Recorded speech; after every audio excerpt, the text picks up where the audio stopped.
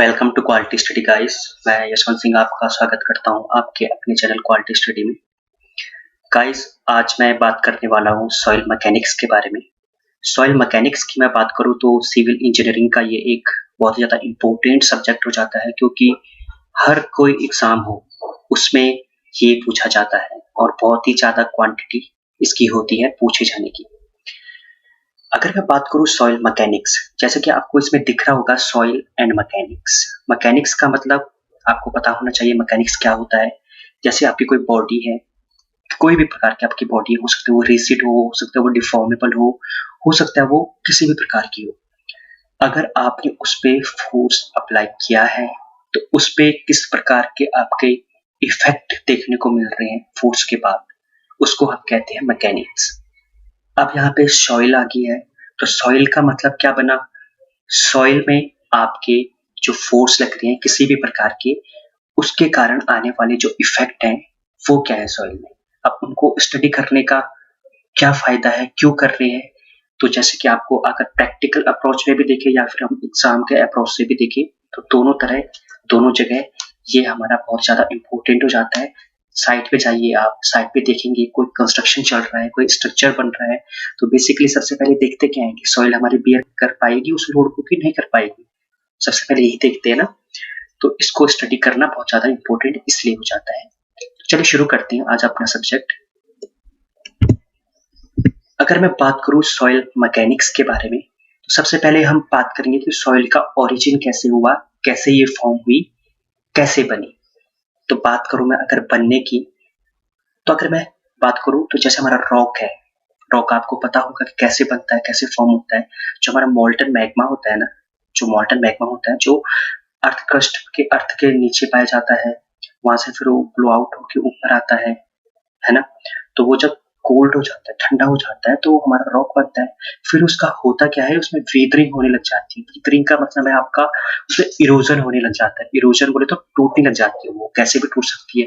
दो रॉक आपस में जुड़ी फिर भी टूट सकती है, या फिर केमिकल अटैक हो, या फिर किसी भी कारण, नदी के बहाव से किसी भी कारण हो सकता है, उसमें वेदरिंग होती है। ठीक है, वेदरिंग होने के बाद क्या होता है, वेदरिंग हो गई, टूट गई, बन गई सॉइल।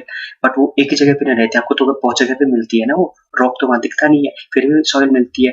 मतलब क्या बना कि उसका वहां से ट्रांसपोर्टेशन हुआ है। अब वो ट्रांसपोर्टेशन किस मीन से हुआ है, कैसे हुआ है, उसको भी हम आगे पढ़ेंगे अभी। फिर क्या होता है, जब ट्रांसपोर्ट हो जाती है सॉइल, फिर कहीं पे वो डिपॉजिट होना शुरू हो जाता है, उसका मतलब डिपोजिशन इकट्ठा होना शुरू हो जाता है। अब जैसे जैसे वो इकट्ठा होएगा, इकट्ठा होने के बाद क्या होएगा, उसका हाइट हाइट बढ़ती जाएगी, बढ़ती जाएगी, बढ़ती जाएगी, और वो उतना ही कॉम्पैक्ट होता जाएगा। कॉम्पैक्ट बोले तो नजदीक नजदीक उसके मॉलिक्यूल आने लग जाएंगे, जिसके कारण वो डेंस हो जाएगा, और डेंस होने के बाद दोबारा वो रॉक बन जाएगी, है ना। तो आप जो इस साइकिल को देख रहे हैं, रॉक से फिर वेदरिंग हुई, फिर ट्रांसपोर्टेशन, फिर डिपोजिशन, पर फिर अपहीविंग, तो ये साइकिल है यार। इस साइकिल को कहते क्या है, साइकिल को हम कहते हैं पैथोजेनेसिस। तो आपको ये ध्यान में रखना है, इसको पैथोजेनेसिस कहा जाता है। और सॉइल की जो हम स्टडी करते हैं, उस स्टडी को हम कहते हैं पैथोलॉजी। तो ये चीजें आपको ध्यान में रखनी है दोनों। फिर अगर मैं बात करूं, रॉक तो मैंने आपको बता ही दिया है कि फॉर्म होता है फ्रॉम मोल्टन मैग्मा, जो कि हमारा वोल्केनो या ज्वालामुखी के कारण ऊपर आता है, फिर उसके बाद ठंडा होता था, आपको मैंने बता ही दिया। इसके बाद में अगर बात करूं वेदरिंग की, उसमें प्रोसेस था ना कि रॉक था, फिर उसकी वेदरिंग होती है। वेदरिंग का मैंने बता दिया था आपको, मतलब कि वो इरोजन होता है सॉइल का, टूटती है, किस प्रकार से टूटती है, कैसे होता है, वो मैंने आपको अभी बताया। फिर मैं बात करूं अगर केमिकल की, केमिकल वेदरिंग की, मतलब केमिकल में आपको समझ में आ जाना चाहिए, जैसे हमारा एसिड रेन हो सकती है, उसके कारण एसिड रेन पड़ी, उसके बाद उसका इरोजन हो सकता है, टूट सकती है। या फिर फ्लोइंग वाटर के कारण, वाटर में हमारे कोई इंडस्ट्री लगी है, वहां से हमारा सॉइल मतलब उसमें मिक्स होकर चला गया कोई भी केमिकल, उससे भी इरोजन हो सकता है। फिर इसमें हमें जो इम्पोर्टेंट ऐसे बनते हैं, जैसे ऑक्सीडेशन के कारण, रिडक्शन के कारण, सॉल्यूशन के कारण, लीचिंग के कारण, ये सब हमारे केमिकल वेदरिंग में आ जाते हैं। फिर आता है हमारा फिजिकल वेदरिंग। एक केमिकल वेदरिंग हो गया, दूसरा हमारा आ गया फिजिकल वेदरिंग। फिजिकल वेदरिंग में आपका टेम्परेचर वेरिएशन के कारण आ सकता है, प्रेशर के कारण भी आ सकता है, टेम्परेचर प्रेशर के कारण भी आ सकता है, अब्रेजन हो सकता है सॉइल का। दूसरा दूसरा कोई मतलब सॉइल का अब्रेजन बोले तो कोई हमारा रॉक था, रॉक में कोई दूसरा हमारा कोई चट्टान टूटा, उसके ऊपर से गया और उस पे उतना उसका हार्डनेस नहीं था, हार्डनेस बोले तो उतना वो कैपेबल नहीं था उसको रेजिस्ट करने के लिए, और वो उसे पेनिट्रेट कर देता है और उसमें उसको अब्रेज कर देता है, अब्रेजन हो जाता है उसमें, फिर आइस की फॉर्म में आइस गिरी, फिर उसके बाद आइस ने उसको तोड़ा, इस कारण भी हो सकता है। प्लांट रूट, प्लांट उग गया, वहां पे प्लांट जब उग गया तो वो उसको इरोड कर देता है, तोड़ देता है, उसका जो रॉक हमारे जहाँ पे वो उसके रूट जाते हैं ना, तो वो वहां से उसको डिफॉर्म कर देता है, आप इसको लगा सकते हैं, उसको डिफॉर्म कर देता है। तो आपको ये इंपॉर्टेंट है, ये को नोट कर डाउन कर लेना है। दूसरा हमारा आ गया केमिकल वेदरिंग तो हुई, पर केमिकल वेदरिंग होने के बाद सॉइल कैसे हमें मिली, किस प्रकार की सॉइल हमें मिली, तो इसमें अगर मैं बात करूं तो उसमें हमें मिलती है फाइन ग्रेन सॉइल, मतलब जो उसके कण होंगे वो छोटे छोटे होंगे, बहुत पतले पतले छोटे छोटे होंगे, जिनको फाइन ग्रेन सॉइल कहा जाता है, ठीक है। और इसकी जो मिनरल प्रॉपर्टी है या फिर केमिकल प्रॉपर्टीज है वो चेंज होती रहती है, बोले आज इसकी कुछ और प्रॉपर्टीज थी, कल इसमें चेंजेस आके कुछ और बन सकती है, ये एक जैसी नहीं रहती है, ठीक है। और एग्जाम्पल हम इसका लें तो इसका क्ले, क्ले है इसका उदाहरण होता है। दूसरा मैं बात करूं फिजिकल वाले की, तो फिजिकल वाली वेदरिंग के कारण जो हमारी सॉइल बनी, उसमें जो हमारे ग्रेन मिलते हैं, सॉइल के जो ग्रेन मिलते हैं वो हमारे को मिलते हैं कोर्स ग्रेन सॉइल, ठीक है। कोर्स ग्रेन सॉइल भी मिलते हैं, और इसकी जो मिनरल प्रॉपर्टीज होती हैं, आपने केमिकल वाले में देखा था उसकी तो चेंज हो रही थी, लेकिन इस वाले की चेंज प्रॉपर्टीज नहीं होती है, ये हमारा एक जैसा रहता है, इसका हमारी मिनरल प्रॉपर्टीज चेंज नहीं होती है, कोर्स ग्रेन सॉइल मिलती है, आपको नोट डाउन करना है। तीसरी बात, इसमें जो एग्जाम्पल है हमारे सैंड और ग्रेवल होते हैं, ये आपको नोट डाउन कर लेने हैं। अगर मैं इसके बाद बात करूं टाइप ऑफ सॉइल के, अभी मैंने आपको बताया था ना कि वो ट्रांसपोर्ट हो जाते हैं, अब ट्रांसपोर्ट के मीडियम क्या क्या है वो उनके बारे में बात करते हैं। तो पहले मैं अगर बात करूं रिवर के थ्रू अगर होता है तो आपको ये नोट डाउन करना है, उसको हम एलुवियल सॉइल कहते हैं। अगर रिवर के कारण अगर कोई सॉइल फॉर्म हो रही है, अगर ट्रांसपोर्टेशन उसका रिवर के कारण हो रहा है, तो वहां पे कोई सॉइल फॉर्म हो रही है तो वो एलुवियल कहलाई। अगर हवा के कारण हो रहा है, विंड के कारण हो रहा है, तो उसका एवोलिन सॉइल कहेंगे। और इसका जो उदाहरण है वो लॉइस और डनसैंड देखोगे ना आपके, जैसे रेतीले वाले पठार होते हैं, एक जगह पे बना होता है, हवा चलते दूसरी जगह बन जाते हैं, तो वो हमारी चीजें इसमें आ गई। फिर हमारा आ गया लेक्स, जो हमारी लेक बनी होती है उसके नीचे हमारी जो सॉइल होती है उसको हम लैक्राइट सॉइल कहते हैं। सी, जो हमारा समुद्र होता है उसके किनारे पे जो हमारा मरीन होता है, तो उसमें हमें मरीन सॉइल कहते हैं उसे। ग्रेविटेशनल, जैसे आपका पहाड़ था, पहाड़ के नीचे हमारे ग्रेविटी फोर्स लगा, पहाड़ टूट के नीचे गिर गया, तो वो ग्रेविटेशनल सॉइल कहलाएगी, उसको हम कहते हैं क्लूवियल सॉइल। और इसका एग्जाम्पल है टेलस। अगर मैं कहूँ ग्लेशियर सॉइल, तो ग्लेशियर का मतलब बर्फ पड़ी, बर्फ टूटी जिसके कारण हमारा पहाड़ भी टूटा, तो उसमें हमारे बनने वाली जो सॉइल है उसको हम कहते हैं ग्लेशियर सॉइल। और इसका एग्जाम्पल आपको याद रखना है ड्रिफ्ट, टिल, आउटवॉश, ये तीन आपको उदाहरण रखनी है इसकी। फिर अगर मैं रेजिडुअल सॉइल की बात करूं, रेजिडुअल सॉइल जो हमारी होती है, जैसे हमारी कोई रॉक थी, रॉक के ऊपर विदरिंग हुआ कुछ, और विदरिंग होने के बाद वो ट्रांसपोर्ट होगी नहीं, वहीं पर रह गई, तो वहीं पर रह गई तो उसको हम कहेंगे रेजिडुअल सॉइल, जो कि पेरेंट रॉक के ऊपर जहाँ पे वो बनी है उसी वहीं पे रह रही है, तो उसको हम कहेंगे रेजिडुअल सॉइल। हमारी कुछ इंपॉर्टेंट सॉइल है जिनको बारे में क्वेश्चंस पूछे जाते हैं, तो आपको ये नोट डाउन कर लेने हैं। जैसे कि हमारा एक आ गया black cotton soil. Black cotton soil की मैं बात करूं तो इसमें हमारा जो क्ले होता है ना, क्ले में जो एक हमारा मोंट मोरिलोनाइट मिनरल पाया जाता है, तो इस मोंट मोरिलोनाइट की खासियत ये होती है कि ये हमारा बहुत मरीन होता है, बहुत ही छोटा होता है, और प्लास्टिसिटी इसकी बहुत ज्यादा हाई होती है। प्लास्टिसिटी की मैं बात करूं तो मतलब आप इसको कैसे भी मोल्ड कर सकते हैं, कैसे भी बना सकते हैं। प्लास्टिसिटी हाई होने का मतलब कैसे भी आप इसको मोल्ड कर सकते हैं। इसकी श्रिंकेज और स्वेलिंग भी बहुत ज्यादा हाई होती है, मतलब ये बना इसका कि ब्लैक कॉटन सॉइल जो है, अगर उसमें उसके वॉल्यूम की हम बात करें तो बहुत ज्यादा ऑक्यूपाई कर देता है वॉल्यूम। अगर उसमें हम सही पानी की अगर तो उसमें मॉइस्चर कंटेंट थोड़ा भी डालो ना, तो उसमें वो बहुत ज्यादा वेरी करता है, उसका स्वेलिंग और श्रिंकेज उसमें बहुत ज्यादा देखने को मिलता है।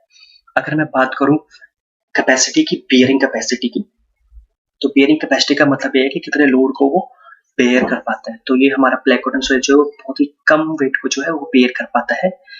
अगर मैं बात करूं तो ये बनता कैसे है, तो अभी मैंने आपको बताया ना, जो मोल्टन मैग्मा होता है, मोल्टन मैग्मा जब बाहर निकलता है, हमारे जैसे अर्थ क्रस्ट होता है, अर्थ क्रस्ट के ऊपर जब वो निकलता है, तो ऊपर लेयर जो ऊपर अर्थ क्रस्ट के ऊपर ठंडी होती है ना, उसको हम कहते हैं वोल्केनिक रॉक। और उसकी जब केमिकल फीदरिंग होती है ना, यानी कि उसका एक फॉर्म होता है बसाल्ट, तो बसाल्ट की जब केमिकल फीदरिंग होती है तो उससे ये फॉर्म होता है हमारा ब्लैक कॉटन सॉइल।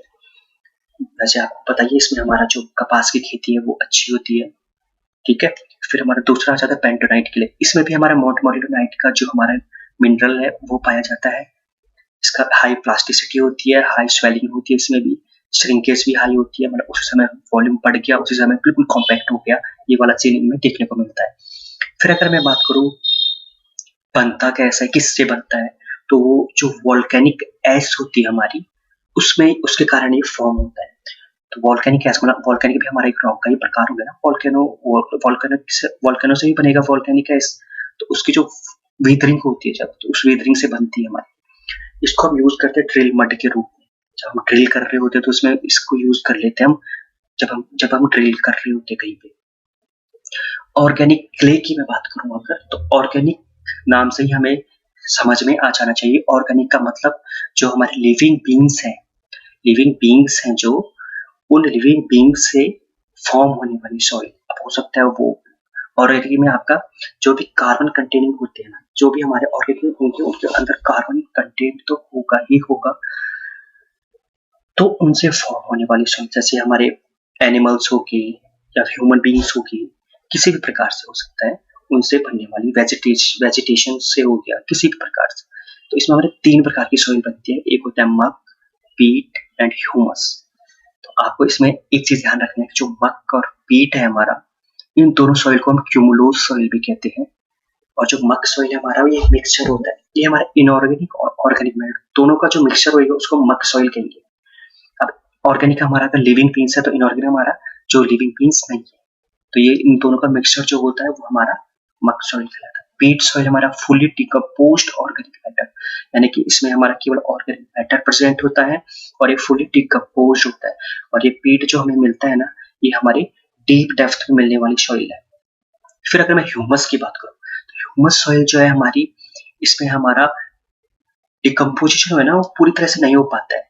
ये हमारे सैलो डेप्थ में मिलने वाली सॉइल है और डिकम्पोजिशन इसका पूरी तरह नहीं होता है। डेकेट चीज से बनता है, पर इसका सैलो डेप्थ में मिल जाना ही उपयुक्त होता है, मतलब सैलो डेप्थ में ही ये मिलता है। फिर मैं अगर लोम सॉइल की बात करूं, तो लोम सॉइल कुछ नहीं है, आपका जो मिक्सचर होते हैं ना, तो अगर सिल्ट है, क्ले है, सभी प्रकार की सैंड है, इनका जो मिक्सचर कहीं पे मिल गया हमें, तो हम उसे हम लोम सॉइल कहते हैं। या इसको हम गार्डन सॉइल के गार्डन कूलर में मिलती है तो गार्डन सॉइल भी कह देते हैं इसको। फिर अगर हम बात करें फेज डायग्राम ऑफ सॉइल, यानी कि अगर हम सॉइल की स्टडी कर रहे हैं, तो सॉइल का आप अगर कोई सैंपल लेते हो, तो सॉइल के सैंपल में आपके ऐसे तो नहीं है ना कि केवल सॉलिड ही सॉलिड होंगे, उसके अंदर आपके वॉइड भी होंगे, उसके अंदर आपके वाटर भी होगा। तो यानी कि वो हमारा एक पैकेट सा बन गया जिसमें सब कुछ अवेलेबल है। अब उसको हमें स्टडी करनी है, क्योंकि हमें तो सॉलिड ही चाहिए ना, और सॉलिड का हमें स्ट्रेंथ चाहिए ना, हमें वॉइड तो चाहिए, जितना ज्यादा वॉइड होएगा तो उतना तो हमारा स्ट्रक्चर के लिए उतना ही खराब होएगा। तो इसमें बात करते हैं फिर